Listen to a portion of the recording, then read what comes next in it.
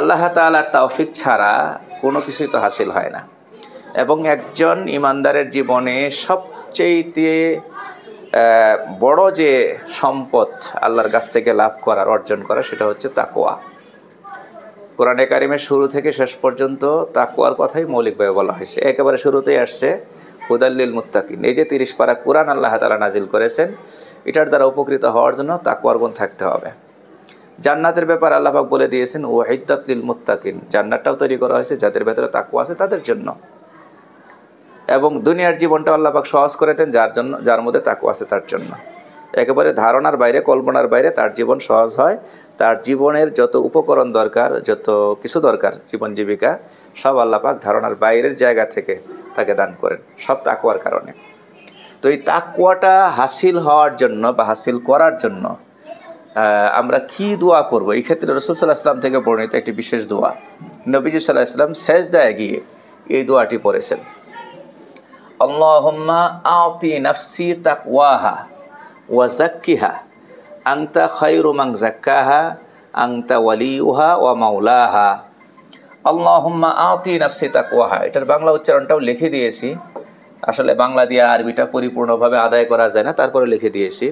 অর্থটা খেয়াল করেন। হে আল্লাহ, আতি নাফসি, আমাকে, আমার নফসকে মানে আমাকে দান করুন, তাকওয়াহা, এই অন্তরের তাকওয়া, আমার অন্তরকে তার তাকওয়াটা দান করেন। অন্তরের ভেতরে তাকওয়া আসলে সব কিছুর মধ্যে তাকওয়া আসবে। ওয়া যাক্কিহা আনতা খায়রু মান যাক্কাহা, আপনি অন্তরকে পরিশুদ্ধ করে দেন, পবিত্র করে দেন।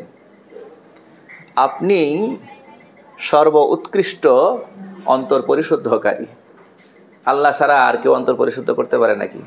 যদি রূপ করতে ধরেও নেই যে আল্লাহর বান্দাদের মধ্যে নবীগণ মানুষের আত্মার পরিশুদ্ধির কাজ করতেন, নবীর ওয়ারিসগণ করে থাকেন, হক্কানি পীর মাশায়েখও করে থাকেন। এটা তো হলো আল্লাহ তাআলা তাদেরকে তৌফিক দেন, তারা চেষ্টা করেন, উসিলা হন। মূলত করেন কে? আল্লাহই করেন। ওয়া যাক্কিহা আনতা খায়রু মান যাক্কাহা আনতা ওয়ালিউহা ওয়া মাওলাহা, আপনি আমার এই যে অন্তর, আমার যে সত্তা, এটার অভিভাবক, আপনি এর কর্মবিধায়ক, সব কিছু আপনি করে থাকেন। এটা মুখস্থ করে নিয়ে আমরা নামাজের সেজদায় পড়তে পারি। নবীজি নামাজের সেজদায় পড়েছেন, সেজদার তাসবির পরে পড়তে পারি।